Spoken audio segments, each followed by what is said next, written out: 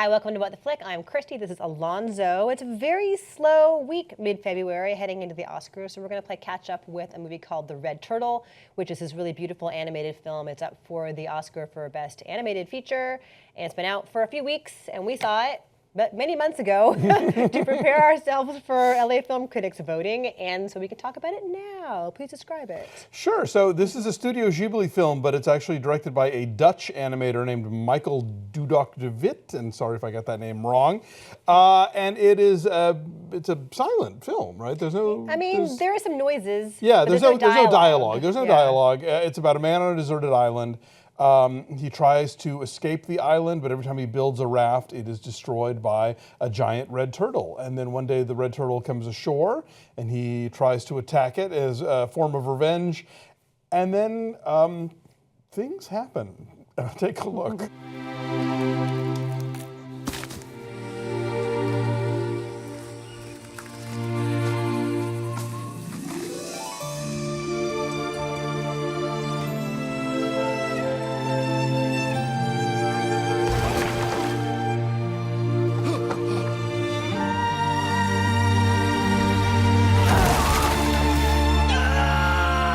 You don't want to give away what happened, but things do happen. It does change. One thing that's so cool about this movie is the balance it strikes between the emotions, which are very real, and the sense of loneliness and isolation, which is just palpable and very relatable. And he goes through what you would go through if you were stranded on a desert island. Like, he goes through all of the options of, like, how am I going to do this? How am I going to do that? Trying to survive, trying to get out of there. But then, like, the increasing and very elaborate sense of magical realism takes over and exists really beautifully and really seamlessly alongside this very real sense of being stranded and desperate. Yeah, it's sort of like if Castaway were directed by, I don't know, fill in the blank, but you're right, somebody who's kind of playing around with stuff, and it does play off on a lot of the sort of things that you'll see in Japanese movies, but in other, like in Uncle Boonmee, Who Can Recall His Past Lives, this notion of animals who become people, or people who become animals, or mythological creatures who sort of exist somewhere in between.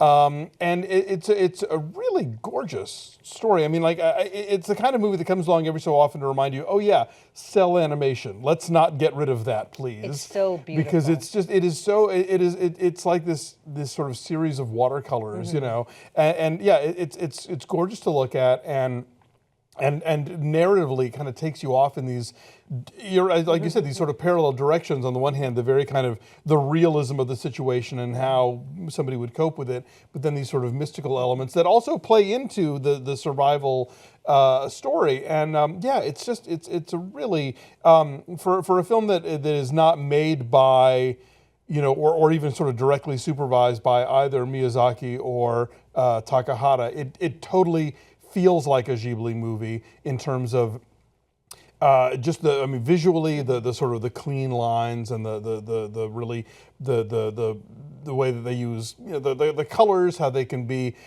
vivid but in a natural way, but never just too overwhelming. But also in the sort of narrative sense about man and nature, and you could connect the dots from it to a lot of the other films from that studio. Yeah, and the pacing of it, the tone of it and the pacing of it definitely fit into that. Yeah, the details are really like delicate and beautiful and minute and specific, but then also the colors themselves and just the whole setting has this wonderful dreamlike quality about it. And this works for every age. I don't care how old you are, I don't care how young you are. I showed it to Nicholas, he is 7, and he's still, like, we watched this months ago, and he's still asking me questions like, Mommy, why did he do such and such? Or why did the turtle do such and such? I'm like, well, because this had to happen. And so even though it has no words in it, it is so engaging, it's so rapturous, and so please don't be daunted by the idea of, oh, I'm not going to be able to connect with it because it's silent, because it will touch you in every sense. Oh, good. I was going to ask you. Like, I wasn't sure if it was too slow for kids, but if Nicholas took it, yeah. I mean, my kid's weird though, and he's seen a lot more movies than the average kid. Well, yeah, true. but he did. He really liked this, and so and it's moving, but it's gentle. So I think a kid may not necessarily get the depth of the emotion, but will still respond to it As a story, visually and in terms of the mythology of it. So yeah, it's really beautiful. This was my pick for Best Animated Film. When we voted, when LA Film Critics voted, this is what I voted for Best Animated Film. It came in second for me behind Your Name, which is another Japanese film, which I think is going to be getting a stateside release March. We could talk about that too. Yeah, well, that's what ended up winning with us. That did win for LA Film Critics. Didn't get an Oscar nomination this year, but I think it's going to be coming out here soon. It was like the biggest film in Japan last year. Yes. It's really amazing. Okay. But yeah, The Red Turtle's gorgeous, and yeah, go see it, and go see it on a big screen if you can, obviously, because you really just want to get swept up into all that stuff. I wish I had seen it in an actual theater. I saw it on our big TV, but Same not here. Yeah, no, I want to. We should let's go back. We'll do it. We'll go back. All right. So, what's your number then?